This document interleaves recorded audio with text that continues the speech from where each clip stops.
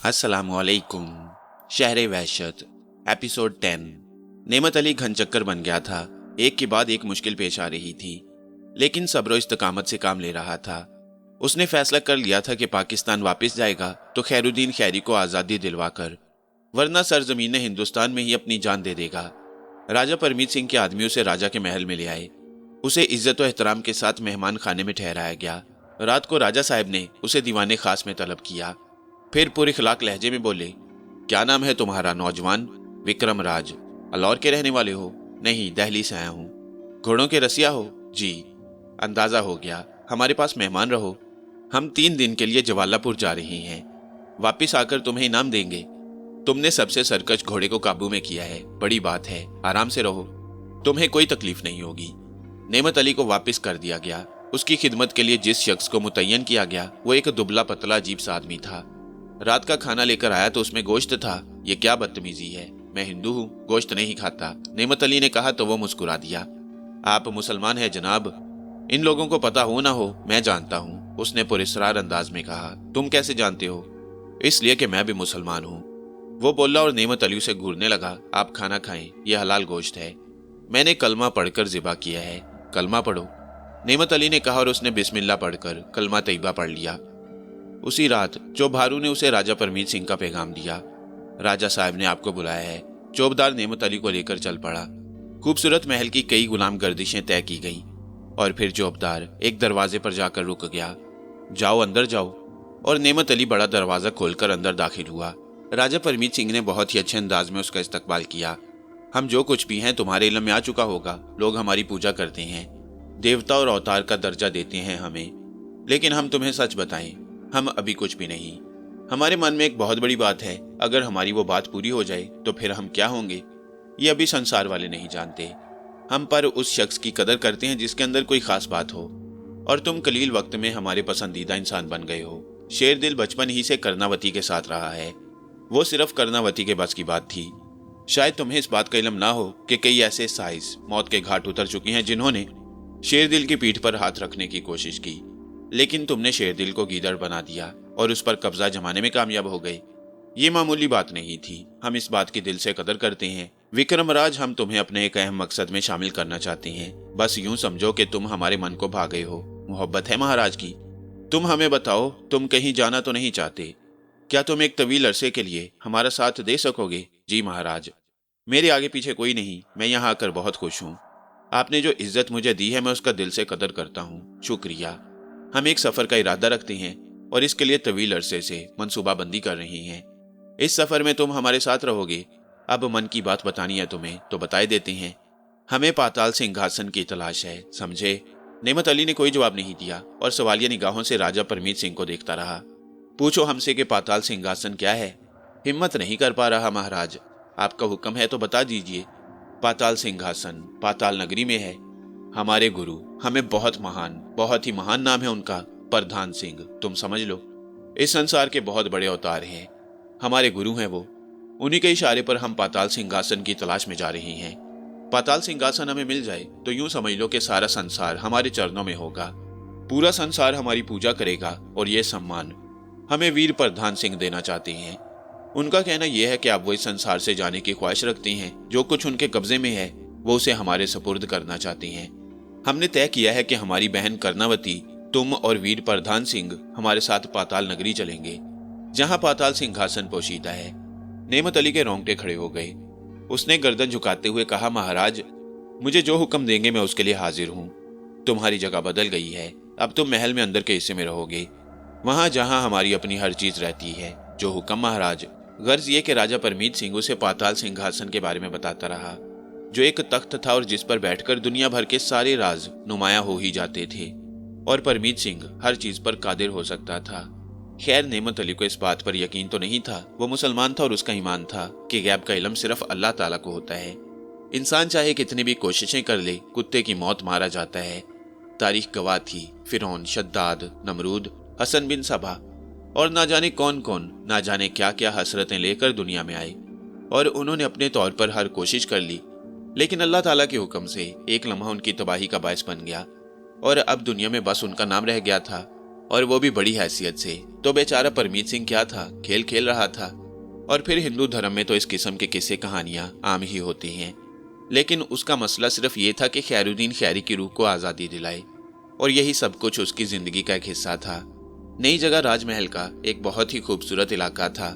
उसके बराबर एक जनान खाना भी मौजूद था। सामने ही पाए बाग भी था, जिसमें हसीनो जमील फूल खिले हुए थे। और उस रात वो उन फूलों के दरमियान बैठा अपनी माजी के बारे में सोच रहा था।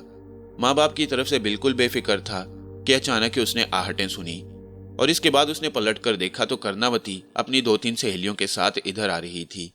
नेमत अली एक लम्हे के लिए गड़बड़ा सा गया। ये जनाना बाग तो नहीं था, लेकिन फिर भी उसे यह एहसास हुआ कि कर्णावती राजा परमीत सिंह की बहन है। वो अपनी जगह से खड़ा हो गया। कर्णावती उसी की जानिब आ रही थी। अरे तू यहाँ क्या कर रहा है साइस? मुझे नहीं मालूम था राजकुमारी जी कि आप यहाँ आएंगी, मगर हमें पता चल गया तू यहाँ तक पहुँच गया है। बड़ी बात है। कभी कभी भाई जी महाराज भी बेवकूफ़ी की हरकतें करती हैं। राजा होकर उन्होंने एक साइस को इतनी इज्जत दे दी। कर्णावती तंजिया लहजे में बोल रही थी। नेमत अली को गुस्सा तो आया, लेकिन सूरत-ए-हाल के तहत उसने सब कुछ बर्दाश्त कर लिया। कर्णावती ने कहा, अब खड़ा खड़ा मुंह क्या देख रहा है? सुना है तू हमारे साथ सफर पर जा रहा है? जी हाँ, राजा साहब ने यही कहा है मुझसे। चल ठीक है, भाई जी महाराज के जो फैसले होंगे उन पर अमल कर लिया जाएगा। आओ लड़कियों, यहाँ से चलते हैं। इस जगह पर भी ऐसे ऐसे लोगों का कब्जा हो गया है। सुने कर्णावती जी, मेरी बात सुने। नेमत अली का सब्र आखिरकार इंतहा को पहुंच गया, और कर्णावती रुककर उसे देखने लगी। आपको सिर्फ इस बात का दुख है ना कि मैंने आपका चैलेंज कबूल कर लिया और आपके उस टट्टू को अपने कब्जे में कर लिया। कर्णावती जी, मेरे लिए वो टट्टू ही था। अगर आपका सचमुच कोई घोड़ा हो तो उसे लाइए, मैं उसे बताता हूँ कि घुड़सवारी क्या होती है। आपको सिर्फ इसी बात का दुख है ना, और इसी की वजह से आप मेरी तौहीन कर रही हैं। चलें ठीक है, आप औरत जात हैं, आपको चैलेंज करना भी मेरे लिए हकारत की बात है। लेकिन वाकई अगर कभी घुड़सवारी का मौका आया तो फिर आपको बड़ी शर्मिंदगी का सामना करना पड़ेगा। कर्णावती ने खूनी निगाहों से उसे देखा और फिर बोली, मुझे तुम्हारा चैलेंज कबूल है। तुम्हारी मौत अगर मेरे हाथों लिखी है तो मजबूरी है, मैं क्या कर सकती हूँ। आओ, उसने साथी लड़कियों से कहा, और उसे घूरती हुई वापस पलट गई।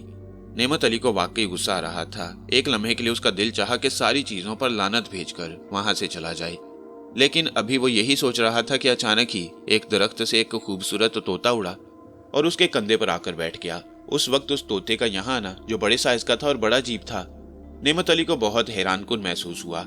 लेकिन अचानक ही तोते ने इंसानी आवाज में कहा, नहीं मेरी जान, नहीं विक्रमराज, नहीं, तुम्हें गुस्सा नहीं आना चाहिए। नेमत अली एकदम दंग रह गया, और फिर अचानक ही उसे पूरनवती का ख्याल आया, जो तरह तरह की रूप धार सकती थी।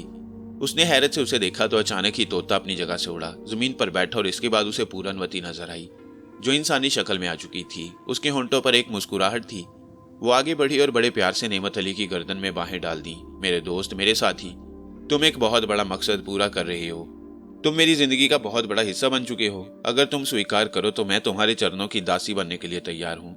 विक्रमराज, मैं तुमसे प्रेम करने लगी हूँ। मेरी बात सुनो। जिस पाताल सिंहासन के बारे में राजा परमीत सिंह ने तुमसे कहा है, वही तो मेरी सबसे बड़ी तलब है।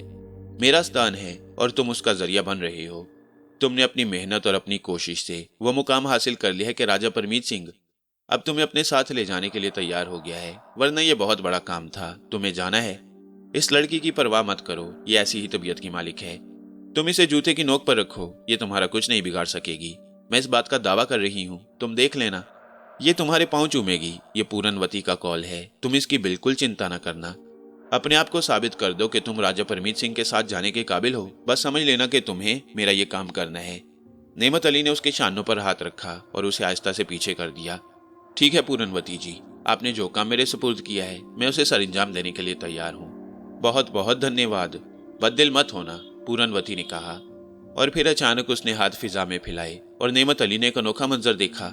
पूरनवती फिजा में परवाज कर गई। देखते ही देखते वो इतनी ऊंची हुई कि किसी छोटे से परिंदे की शक्ल में नजर आने लगी।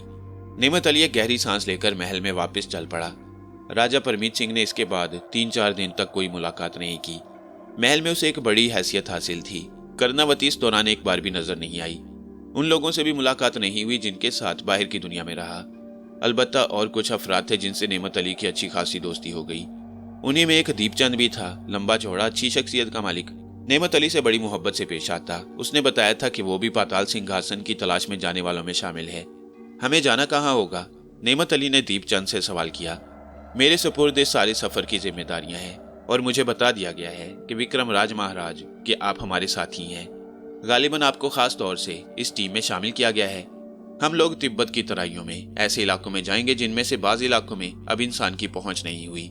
हिमालय पहाड़ के अकबी हिस्से में इस तरह के कबीले आबाद हैं जिन तक इंसानी पहुंच नहीं हुई। वो इलाके हमारे चरणों के नीचे होंगे।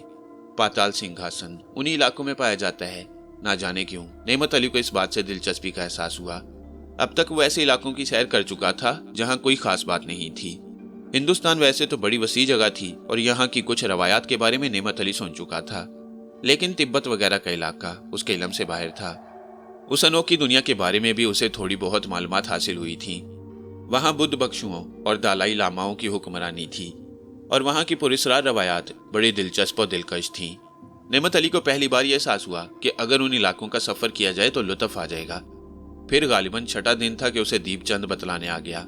आज सब लोग मुकम्मल हो गए हैं और शायद एक आध दिन के अंदर हमें सफर करना पड़े। बहुत खूब, हमें यह सफर कैसे करना होगा वो बाद में मालूम होगा, लेकिन आज रात को परमीत सिंह महाराज ने सबको तलब किया है और उन्हें उनके बारे में बता दिया जाएगा। ठीक। फिर उसी रात दीपचंद के साथ ही वो उस जगह पहुंच गए जहां तमाम लोग मौजूद थे। एक लंबे लंबे बालों वाला साधु भी वहां मौजूद था, जिसे देखते ही नेमत अली ने पहचान लिया। यह प्रधान सिंह था।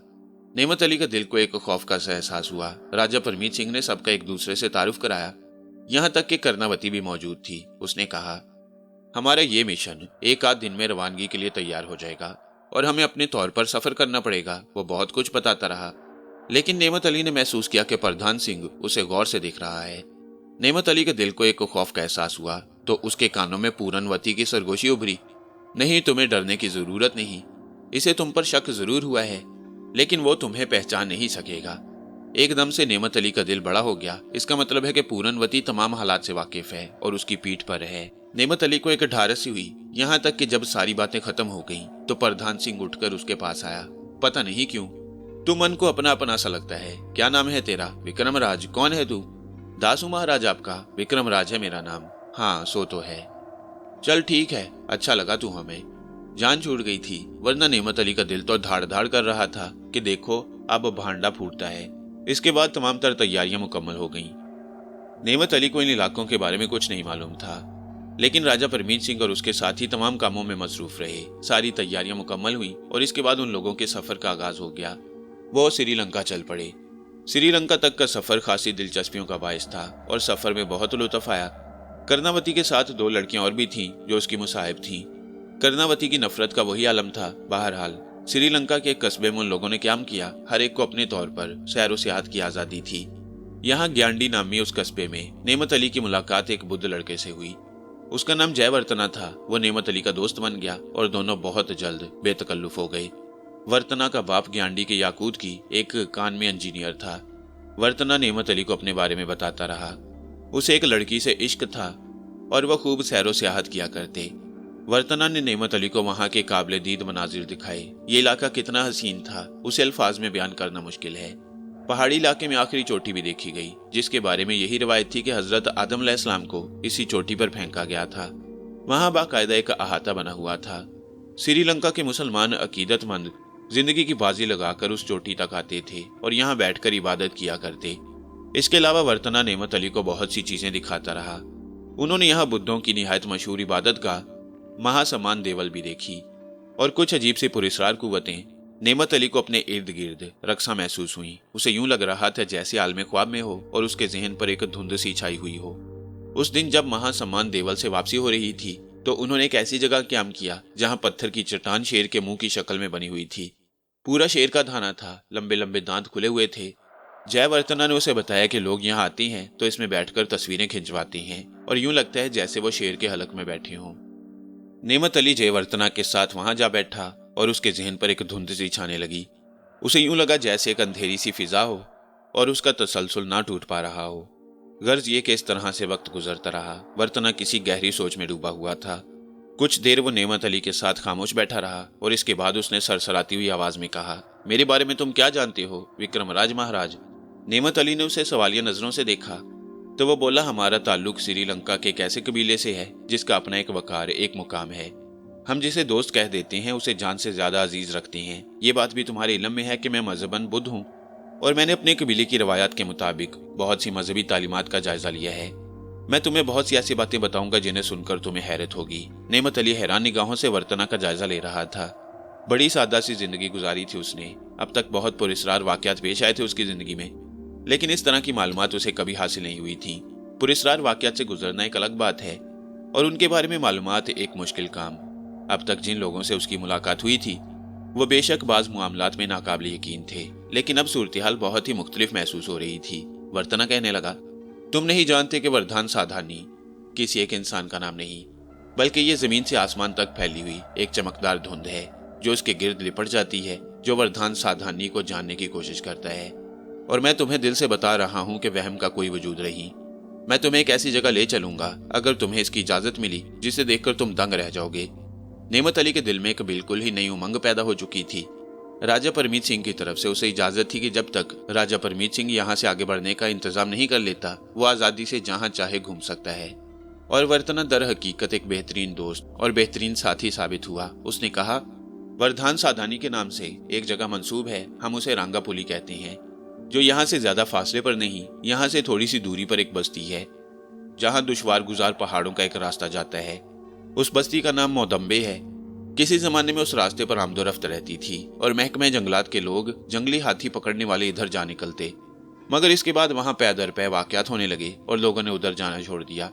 उसी रास्ते पर काफी दूर जाकर वर्धान साधानी और उसके बाद अकीदा बख्शियों का धार है। बहुत कम लोगों ने वो जगह देखी है। इसकी एक वजह यह भी है कि साल के 8 महीने उन पहाड़ों पर बर्फ जमी रहती है।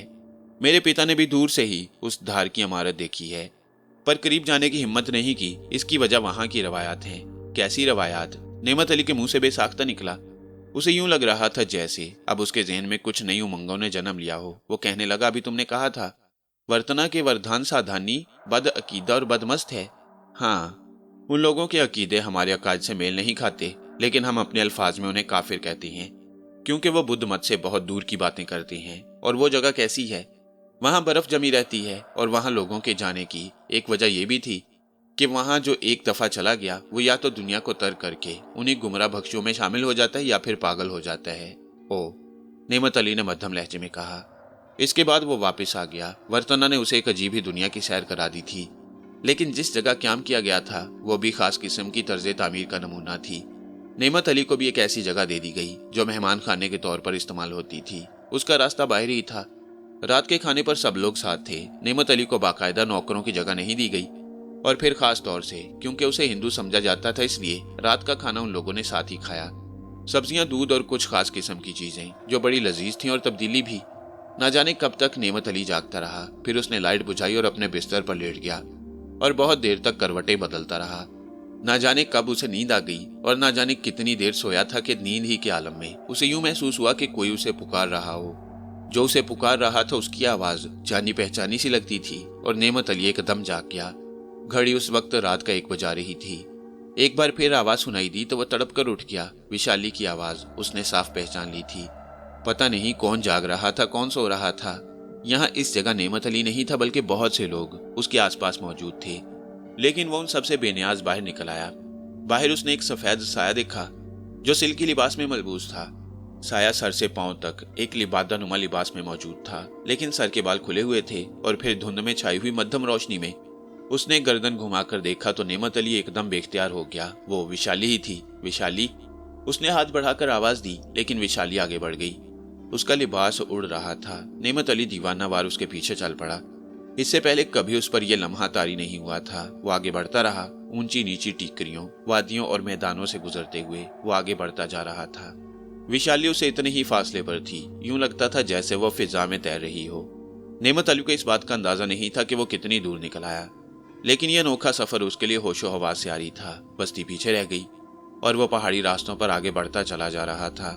रात का पिछला पहर, घने जंगलों का गुजर, और फिर बुलंदियां और पस्तियां जिन पर चढ़ते उतरते यूं लग रहा था कि जैसे ये फिजाई सन्नाटा उसके लिए कोई हैसियत ना रखता हो। सर्दी काफी थी, धुंध भी थी, लेकिन नेमत अली के अंदर एक अजीब सी तवानाई और सरशारी थी। उसे अंदाजा नहीं था कि वो कितनी बुलंदी पर पहुंच गया है। रात कितनी गुजर गई।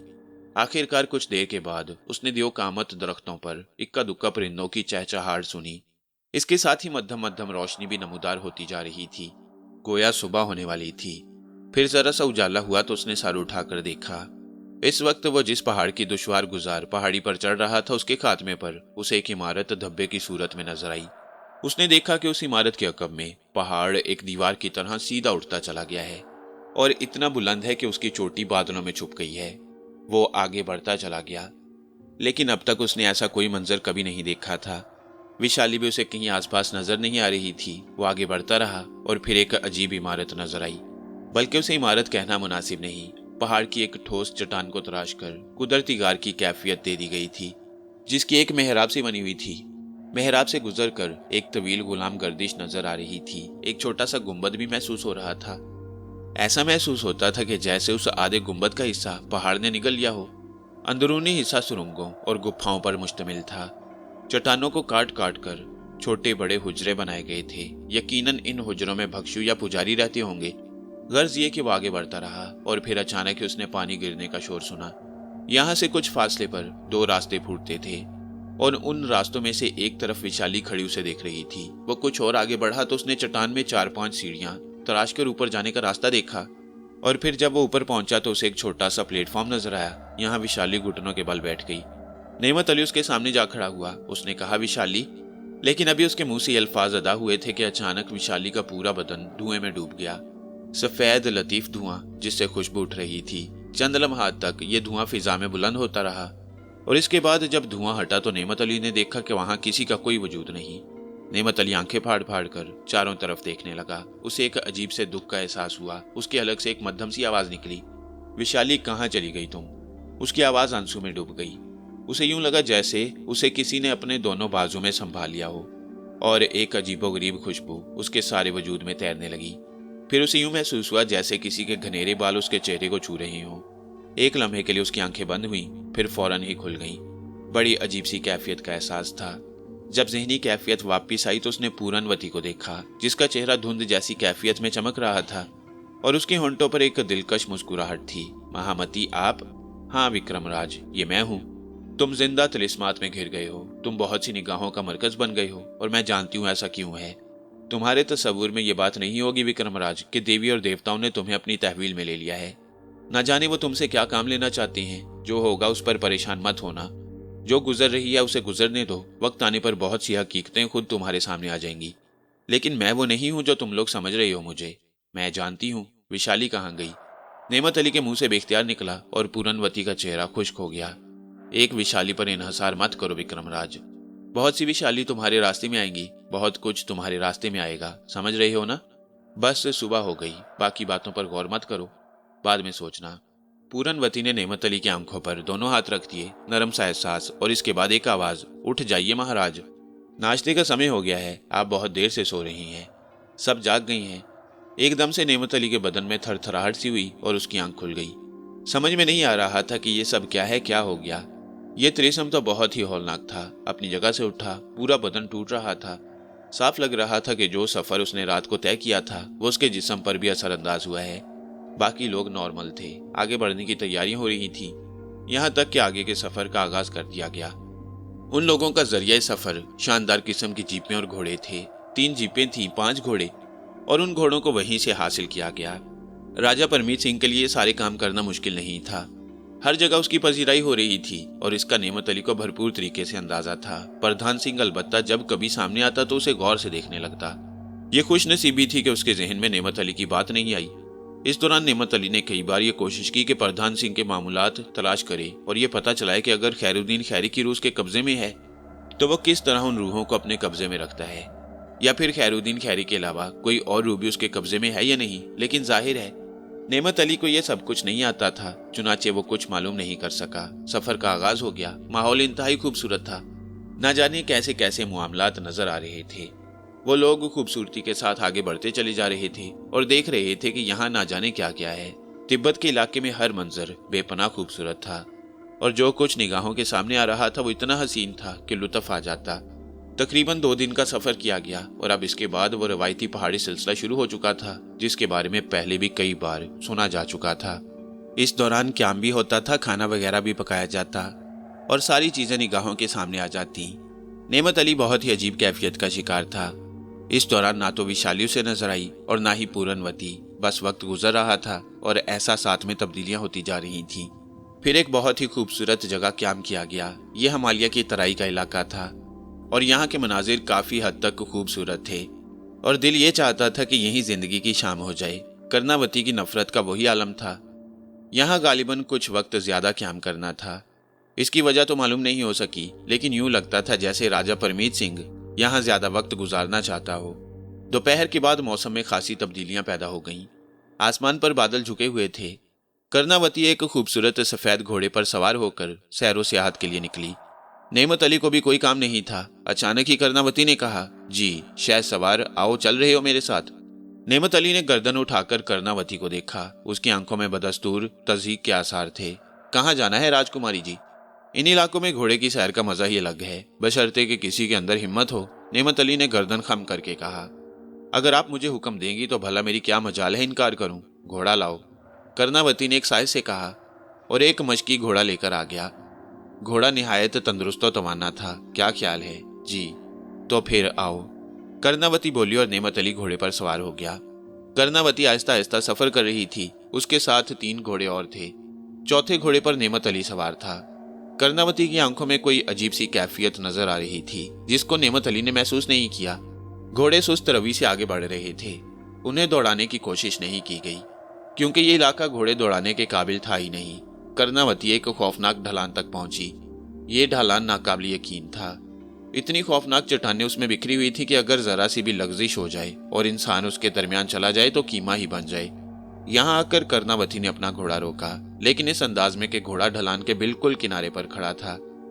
अचानक ही कर्णावती ने एक अमल कर डाला जिसकी कोई तवक्को भी नहीं की जा सकती थी। उसने एक सिरिंज निकाली जिसमें एक सियाल भरा हुआ था और अचानक ही उसने सिरिंज घोड़े की रान के ऊपर लगा दी। घोड़ा बुरी तरह उछला और नेमत अली को इस तरह अपने आप को संभालना मुश्किल हो गया क्योंकि ऐसी चीज घोड़े के अंदर इंजेक्ट की गई थी कि घोड़ा दीवाना हो गया।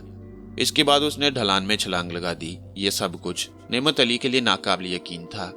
बाकायदा शाह सवार तो वो था ही नहीं, वो तो बस पूरनवती की मेहरबानी थी कि उसने उसे कुछ से कुछ बना दिया। लेकिन उस वक्त उसे घोड़े को संभालना इंतहाई मुश्किल हो गया। घोड़ा चट्टानों के दरमियान छलांगे लगा देता। हर छलांग पर नेमत अली घोड़े की पुश्त पर से उछल जाता, लेकिन बस तकदीर थी जो उसे जमाए हुए थी। घोड़ा ढलान पर दौड़ता चला जा रहा था। नेमत अली को यह अंदाजा हो गया था कि उसके खिलाफ कोई गहरी सी साजिश हुई है। घोड़े ने कई जगह ठोकर खाई और नेमत अली के बदन में सर्द लहरें दौड़ रही थीं। फिर जो कुछ होना था वो हो गया। नेमत अली घोड़े की पुश्त से बहुत ऊंचा उछला, लेकिन जब उसकी आंख खुली तो उसने खुद को एक अजीबोगरीब माहौल में देखा। कुछ देर के लिए उसके एहसासात उससे बहुत दूर चले गए, लेकिन इसके बाद आहिस्ता आहिस्ता होशो हवास वापस आते चले गए। उसने महसूस किया कि वो एक पहाड़ी गार में है। काफी बुलंदी पर गार की छत नजर आ रही थी जो खासी हमवार और ना तराशीदा थी। ये गार 100% कुदरती था। बदन के नीचे कोई नरम सी चीज थी। उसने उस चीज को छूकर देखा, लेकिन उसकी समझ में कुछ नहीं आया। अलबत्ता उसे अपनी तबीयत में एक अजीब सी फरहत का एहसास हो रहा था।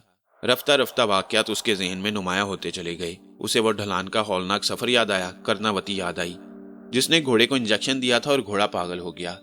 यकीनन वो तेजाब या ऐसी किसी चीज का इंजेक्शन था जिसने घोड़े के वजूद में आग लगा दी। नेमत अली को यकीन था कि घोड़ा तो मर चुका होगा, लेकिन जो कुछ कर्णावती ने किया वो नाकाबिले मुआफी था। और अब ये नहीं कहा जा सकता था कि वो राजा परमीत सिंह से कितनी दूर निकल आया था। कुछ लम्हों तक तो वो अपने माजी के बारे में गौर करता रहा और फिर इसके बाद उसने गर्दन घुमाई। उसने देखा कि पत्थर की चट्टानों को चौकोर तराशा गया है और उन तराशीदा चट्टानों पर अजीबोगरीब चीजें रखी हुई हैं। उनमें खूबसूरत रंग के पत्थर भी मौजूद थे। एक जगह हल्का सा धुआं बुलंद हो रहा था। वो इधर उधर देखता रहा। फिर बहुत दूर फासले पर उसे एक गोल दरवाजे से कोई अंदर दाखिल होता हुआ नजर आया। ये एक इंसान था, लेकिन लामाओं के लिबास में। उसका सर गंजा था और गले में मालाएं पड़ी हुई। नेमत अली को याद आ गया कि वो लामाओं के देश में है, लेकिन जिस कैफियत में जिस तरह घोड़ा दौड़ा था उस वक्त तो ये अंदाजा हो रहा था कि उसकी हड्डियां चूर चूर हो जाएंगी। जिंदगी बचने की कोई उम्मीद नहीं थी। तो क्या मैं जिंदा हूँ और लामाओं की किसी आबादी में हूँ? इसके अलावा और क्या सोचा जा सकता था? वो आहिस्ता आहिस्ता आगे बढ़ा और करीब आ गया। इसके बाद उसने नेमत अली के जिस्म को देखा और गर्दन हिलाई जैसे वो इत्मीनान का इजहार कर रहा हो। इसके बाद उसने अपनी जुबान में कुछ कहा। जुमला तो समझ में नहीं आया, लेकिन नेमत अली को यह अंदाजा हो गया कि वो भूख के बारे में पूछ रहा है। तब नेमत अली को भूख का एहसास हुआ और उसने गर्दन हिला दी। उस शख्स के चेहरे पर खुशी के तासुरात फैल गए। फिर वो वहां से आगे बढ़ा और लकड़ी के एक प्याले में कुछ चीजें लेकर आया। ये एक सियाल था, साथ ही एक लौकी नुमा फल, जो उसने सियाल के साथ नेमत अली की तरफ बढ़ा दिया। नेमत अली ने उठने की कोशिश की तो उसको दिक्कत नहीं हुई। एक लम्हे के लिए उसे हैरानी हुई और उसने सोचा कि कमाल की बात है, जिंदगी इन हालात में भी बच सकती है। लेकिन अल्लाह का वजूद कभी अपने बंदों को मायूस नहीं करता। वो प्याला लिए हुए नेमत अली के पास पहुंचा। उसने लौकी नुमा चीज उसके हाथ में थमा दी। नेमत अली को यह तो नहीं मालूम था कि यह तरकारी है या फल, लेकिन उसने उसे जरा सा चख कर देखा और वो उसे बहुत ही लजीज महसूस हुआ। मीठा था और हल्की हल्की सी तुरशी भी थी। लेकिन यह फल नेमत अली ने पहले कभी नहीं देखा था। नेमत अली ने वो फल चबाया और सियाल के छोटे छोटे घूंट लिए। अब इसमें कोई तकल्लुफ तो नहीं करना चाहिए था। ये लोग नेमत अली का इलाज भी कर रहे थे। ज्यादा वक्त नहीं गुजरा था, नेमत अली फिर आराम करने के लिए उसी बिस्तर पर लेट गया और वो शख्स चला गया। दिन और रात का कोई तायुन नहीं था। गार में एक अजीब सी मध्यम मध्यम रोशनी फैली हुई थी। फिर उस वक्त कोई यकीन ही नहीं किया जा सकता था कि क्या वक्त हुआ है कि एक ज़ईफ शख्स गार के उस धाने से अंदर दाखिल हुआ। यह भी लामाओं के लिबास में था और उसके पीछे दो अफराद बड़े अदब से नजरें झुकाए चले आ रहे थे। आने वालों में से उन दो आदमियों ने लकड़ी का बना हुआ एक स्टूल, जो भद्दा था लेकिन उसे स्टूल नुमा ही बनाया गया था, यानी दरख्त के ऊपरी हिस्से को काटकर उसमें 4 सुराख किए गए थे और उन सुराखों में लकड़ियां घुसाकर उसे स्टूल बनाया गया था। उन्होंने वो स्टूल बिस्तर के सामने रख दिया और बूढ़ा शख्स उस पर बैठ गया। अचानक ही नेमत अली ने महसूस किया कि उसके कंधे पर एक अजीब सी चीज बैठी हुई है। नेमत अली ने गौर किया तो उसे महसूस हुआ कि यह एक परिंदा है, लेकिन ये कैसा परिंदा था इसका कोई अंदाजा नहीं हो रहा था। शक्लो सूरत में वो चमगादड़ मालूम होता, लेकिन उसका रंग गहरा नीला था। नीली चमगादड़। नेमत अली के ज़हन में एक नाम उभरा और ना जाने क्यों से यूं लगा जैसे चमगादड़ हंस पड़ी हो।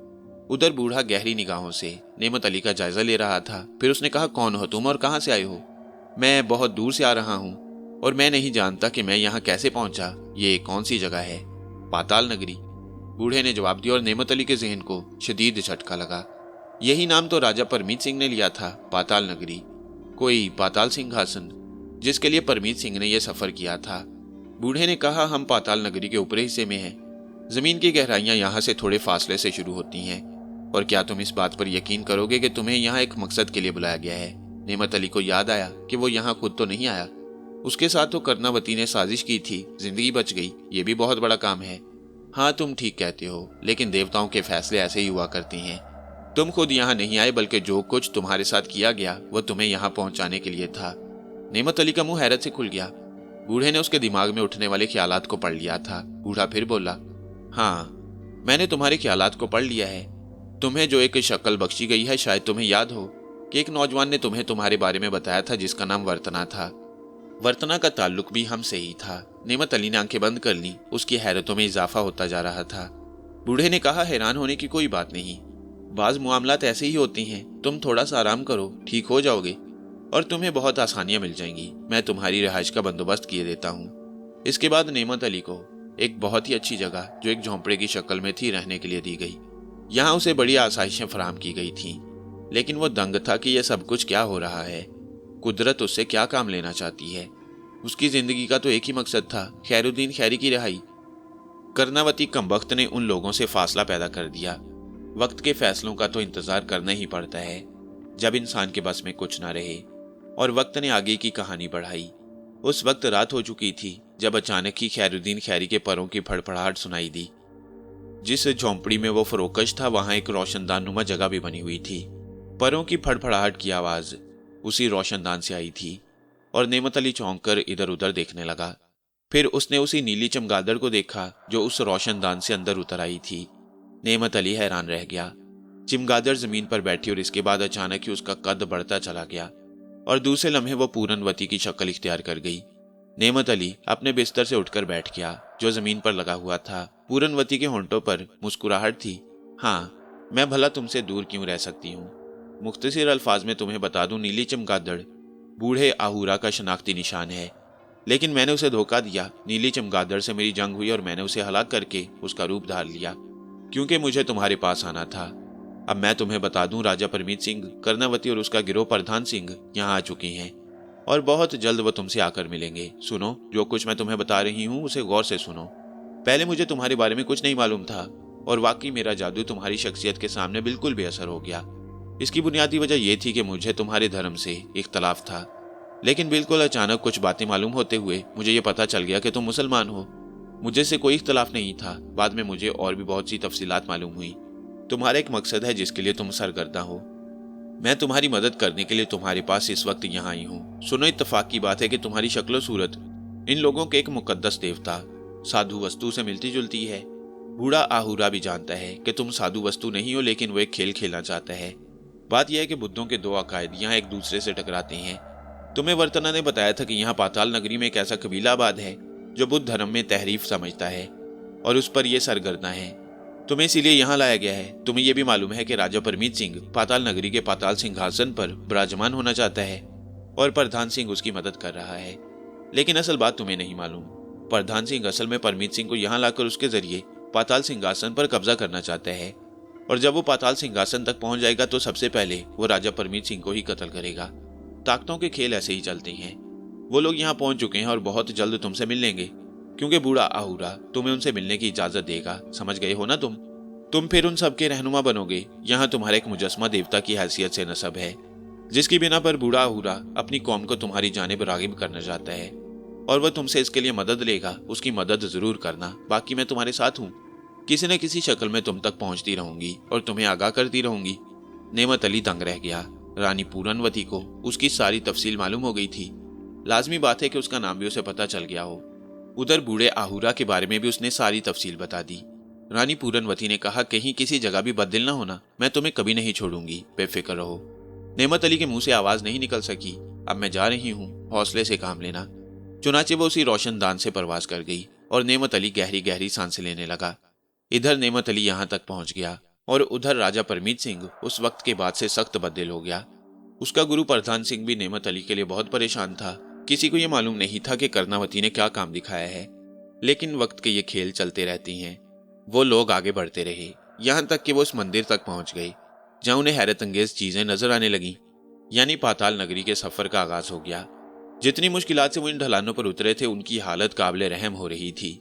सभी एक दूसरे का बोझ संभाले हुए थे, लेकिन राजा परमीत सिंह अपने मकसद को जिंदगी से ज्यादा कीमती समझता था और सर झुकाए वो इन गहराइयों में आगे बढ़ रहे थे, जहां पर उतरते हुए उनके कई साथी काम आ गए।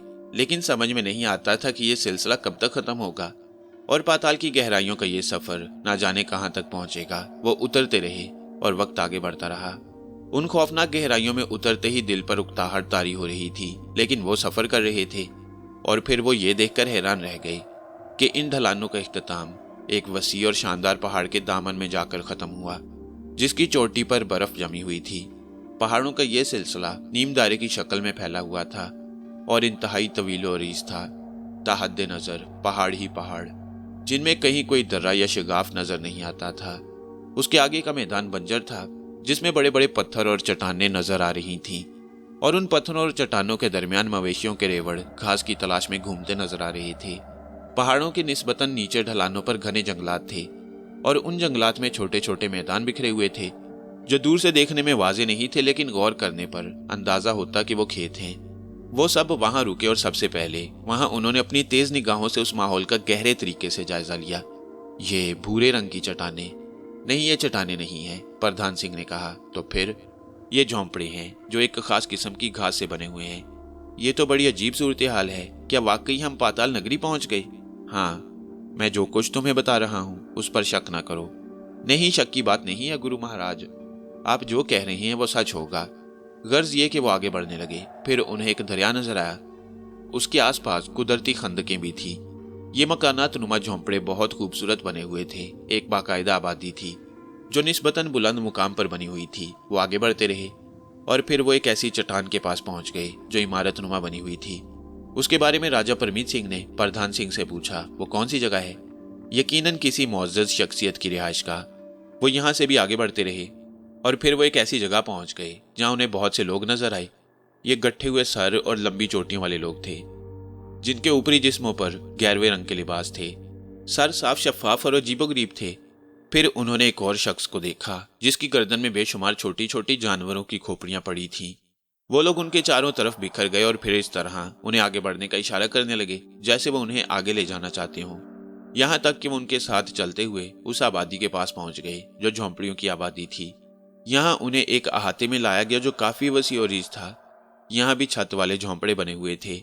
यूं लगता था जैसे वो इंसानों की रिहाइशगाहें हों, लेकिन आरजी रिहाइशगाहें। तब उन्हें लाने वालों में से एक ने कहा, यह जगह तुम्हारे क्याम के लिए है, और सुनो, कोई ऐसा अमल न करना जो तुम्हारे लिए मुसीबत का बायस बन जाए। तुम्हें यहाँ अमन दिया जाता है। राजा परमीत सिंह ने गर्दन खम कर दी और इसके बाद वो इस इलाके में फ्रोकश हो गए। बड़ी सनसनीखेज कैफियत थी। इन लोगों ने ना जाने किस किस तरह मुश्किलात उठाकर यहाँ तक का सफर किया, लेकिन अब मंजिल पर पहुंचने के बाद उनके रास्ते मसदूद हो गए। राजा परमीत सिंह को सबसे बड़ा सहारा गुरु प्रधान सिंह का था। वह जरूर इस सिलसिले में ऐसा अमल जरूर करेंगे जिनसे उनकी मुश्किलात का हल मिल जाए। और उसने इसके बाद गुरु प्रधान सिंह से कहा, गुरुजी महाराज, अब हमें क्या करना होगा? हम अजीब सी कैफियत का शिकार हैं, पाताल नगरी पहुंच चुके हैं और पाताल सिंहासन हमसे ज्यादा दूर नहीं। लेकिन यूं लग रहा है गुरु महाराज, यहाँ आकर हमारे रास्ते बंद हो गए हों। क्या आप हमारी रहनुमाई नहीं करेंगे? प्रधान सिंह जैसे खुद भी चकराया हुआ था, उसने पुरख्याल अंदाज में गर्दन हिलाई और आहिस्ता से बोला, कोई गड़बड़ हो गई है और अब मैं एक अजीबोगरीब कैफियत का शिकार हो गया हूँ। बल्कि मैं बता नहीं सकता परमीत सिंह कि ये गड़बड़ क्या हुई है। मुझे तो यूं लग रहा है जैसे हम एक बहुत बड़ी साजिश का शिकार हो गई हैं। हमारे साथ कोई बहुत ही संगीन वाकया होने वाला है। मुझसे बहुत गलती हो गई है। हम एक अनोखी मुश्किल का शिकार हो गए हैं। मुझे बता राजा परमीत सिंह, वो लड़का किस तरह तेरे पास आया? प्रधान सिंह ने कहा और परमीत सिंह उसे गौर से देखने लगा। फिर बोला, कौन से लड़के की बात कर रहे हो?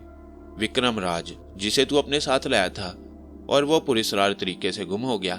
विक्रम राज का नाम सुनकर कर्णावती एकदम चौंक गई। उसने कोई इजहार नहीं किया, लेकिन उसके कान प्रधान सिंह की बातों पर लग गए। प्रधान सिंह कह रहा था, कहा था ना मैंने तुझसे कि उस लड़के की शक्ल ना जाने क्यों मुझे जानी पहचानी मालूम होती है। क्या मतलब गुरुजी? राजा परमीत सिंह ने हैरत से पूछा। कोई बहुत ही बड़ी बात हुई है। वो लड़का मुसलमान था। क्या? राजा परमीत सिंह ने समझ न आने वाले अंदाज में प्रधान सिंह को देखा। हाँ, मुझे बहुत कुछ याद आ रहा है कि उसे मैं पहले मिल चुका हूं। वो किसी के साथ था। आपकी बात मेरी समझ में नहीं आ रही। तुझे बताऊंगा, अभी थोड़ा सा दम ले ले, जरा सा अंदाजा हो जाए कि हम कहाँ हैं और हमें कहाँ जाना है। इन बातों का पता चल जाए तो मैं तुझे आगे की बात बताऊं। जो आ गया गुरु महाराज, लेकिन पता नहीं मेरा मन क्यों डर रहा है। आपको पता है कि मैं खौफ और डर से बहुत दूर हूं, लेकिन अब लग रहा है कि कोई ऐसी अनोखी बात जरूर है जो किसी मुश्किल का पता दे रही है। हाँ है, लेकिन मेरे रास्ते बंद नहीं है। प्रधान सिंह अपने काम में मसरूफ हो गया, लेकिन कर्णावती की कैफियत बहुत अजीब हो गई। ये सारी बातें उसने सुन ली थी और सच्ची बात यह है कि जब उसने नेमत अली को मौत की तरफ दौड़ाया तो उस वक्त तो उसे सिर्फ यह एहसास था कि उसका पसंदीदा घोड़ा शेर दिल उसके हाथों मारा गया। लेकिन अब ना जाने क्यों उसके ज़मीर ने उसे कचोके देना शुरू कर दिए। कितना नौजवान और हसीन था वो, लंबा चौड़ा ऊंचा खूबसूरत, और किस तरह उसका वजूद टुकड़े टुकड़े हो गया। घोड़े की मौत तो उसने देख ही ली थी। ढलानों से उतरे ही थे वो लोग। उसने किसी को कुछ नहीं बताया, लेकिन उसकी निगाहें नेमत अली को तलाश करती रही थीं और उस वक्त से उसके दिल पर मलाल सा था। और ज़मीर का बोझ जब बेतहाशा बढ़ गया तो वो राजा परमीत सिंह के पास पहुंच गई। भाई जी महाराज, आपके सामने अपनी एक गलती का इतराफ करना चाहती हूँ। राजा परमीत सिंह ने हैरान निगाहों से बहन को देखा और बोला, कैसी गलती कर्णावती? आप और गुरु महाराज अभी विक्रम राज के बारे में बातें कर रहे थे। हाँ तो फिर? तू जानती है उसके बारे में? वो घोड़ा लेकर क्यों फरार हो गया? कौन था वो और क्या चाहता था? क्या वो भी इन्हीं इलाकों में आना चाहता था? नहीं भाई जी महाराज, वो अभी संसार में नहीं। क्या मतलब? परमीत सिंह ने हैरान लहजे में कहा। मैंने उसे हलाक कर दिया भाई जी महाराज, कर्णावती शर्मसारी से बोली। और परमीत सिंह हैरानी से उसे देखने लगा। कोई ख्वाब देखा है तूने? नहीं भाई जी महाराज, मुझे उससे नफरत थी उस वक्त से जब उसने मेरे शेर दिल को मुझसे जुदा कर दिया। कर्णावती ने पूरी तफसील राजा परमीत सिंह को बता दी और राजा के चेहरे पर अफसरदगी के आसार फैल गए। अरे ये तो तूने बहुत बुरा किया कर्णावती। मैं बहुत शर्मिंदा हूँ भाई जी, बहुत बड़ी गलती हो गई मुझसे, अफसोस। मगर गुरुजी कहते हैं कि मुसलमान लड़का था। वो अगर मुसलमान था तो यहाँ क्यों आया? मगर इसका कोई फैसला नहीं हो सका। यहाँ पाताल नगरी में आने के बाद उन पर कोई अजीब सी कैफियत बीत रही थी। वो बहुत हैरान थे। फिर उन्हें वहां से भी कहीं और चलने के लिए कहा गया और जिस जगह ये ले जाए गए वो एक बड़ा सा गार था जिसे इंसानी हाथों की तराश और सीधी दीवारों की शक्ल में चिकना किया था और ये काफी खूबसूरत था।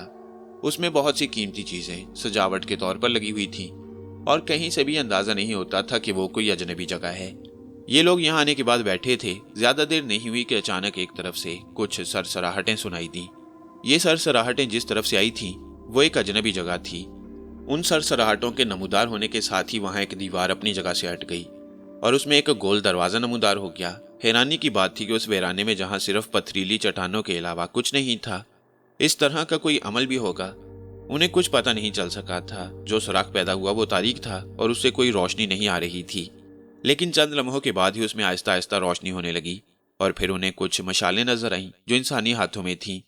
वो लोग जो मशालें उठाए हुए थे वो उधर ही के बाशिंदे थे। गार में दाखिल होकर वो साकित निगाहों से उन्हें देखने लगे। पता नहीं किस मकसद के तहत वो यहाँ आए थे। और फिर चंद ही लम्हात के बाद वहां जो बूढ़ा शख्स अंदर आया, उन्हें उसे देखकर बड़ी हैरानी हुई। काफी बूढ़ा था वो और इंसानों के शानों पर सवार होकर वहां पहुंचा। एक लम्हे में अंदाजा हो जाता था कि बूढ़ा इंतहाई मक्कार आदमी है। गर्ज ये कि बूढ़ा उनके दरमियान पहुंच गया और वो दोनों मशाल बरदार वापस उस सुराख से अंदर दाखिल हो गए। बूढ़ा खामोशी से उन्हें देख रहा था। फिर उसने कहा, मेरा नाम आहूरा है और तुम्हारे बारे में जानना चाहता हूं मैं। परमीत सिंह ने प्रधान सिंह की तरफ देखा और प्रधान सिंह ने आगे बढ़कर गर्दन झुका दी। मैं आपसे बात करना चाहता हूं मुकद्दस बुजुर्ग। हम यहाँ सैरो सियाहत के लिए आए हुए थे। हम मुहिम जू हैं और दुनिया के ऐसे पुरस्कार गोशों की तलाश में निकले हैं जो इंसानी आंखों से दूर हैं।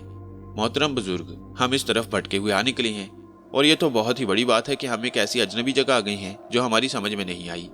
हम चाहते हैं कि आप हमें मेहमानों का दर्जा दें और इस जगह का जायजा लेने के बाद हम यहाँ से वापस चले जाएं। और जो कुछ तुम कह रहे हो, तुम्हारा ख्याल है कि वही सच है? हाँ मुकद्दस बुजुर्ग, हम भला आपसे झूठ क्यों बोलेंगे? बूढ़े के होंठों पर एक मुस्कुराहट फैल गई। साफ जाहिर हो रहा था कि उसने उनकी बात पर यकीन नहीं किया और फिर उसने जो कुछ किया वो बहुत मुख्तलिफ था। उसने कहा, अगर तुम जो कुछ कह रहे हो वही सच है तो हम वादा करते हैं कि तुम्हें पूरी इज्जत और एहतराम के साथ इस दुनिया से वापसी की इजाजत दे देंगे। लेकिन अगर तुमने झूठ बोला तो तुम यूं समझ लो कि फिर तुम्हारे लिए जिंदा रहने का कोई इम्कान नहीं होगा। कर्णावती कांप कर रह गई। राजा परमीत सिंह भी परेशान था। प्रधान सिंह के दिल में जो कुछ भी था पता नहीं चल रहा था। ताहम उसने कहा, हमारे झूठ सच की परख कैसे होगी? हमारे यहाँ एक पत्थर नस्ब है, ये सच और झूठ की परख का पत्थर है। तुम्हें उसके सामने खड़े होकर यह बताना होगा कि तुम यहाँ क्यों दाखिल हुए हो। अगर तुमने सच बोला तो ये पत्थर सब्ज हो जाएगा और अगर झूठ बोला तो वो सुर्ख हो जाएगा। और सुर्ख का मतलब तो तुम जानते ही हो, यानी हम झूठे इंसान को अपने देवता पर कुर्बान कर देते हैं। क्या समझे? तुम्हारा सुर्ख सुर्ख खून देवताओं को बहुत पसंद होगा। कल रोशनी में तुम्हें वहां लाया जाएगा और सच और झूठ की परख हो जाएगी। बूढ़े ने साथ आए हुए आदमी को इशारा किया और इसके बाद वो गार से बाहर निकल गया, लेकिन अपने पीछे वो शदीद सनसनी छोड़ गया।